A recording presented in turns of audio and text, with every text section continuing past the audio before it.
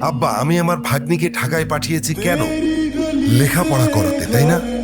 ও কি এনেছে? হ্যাঁ এনেছে, একটা কিছু তো এনেছে। ও বাড়িতে একটা বনশিয়াল নিয়ে এসেছে। ছে, তুমি কিছু মনে করো না, আমার ছেলেটা ওর মায়ের মতো একটু বেশি রাগে, তাই মাঝে মধ্যে ওরে আমি হাফ পাগল বলি।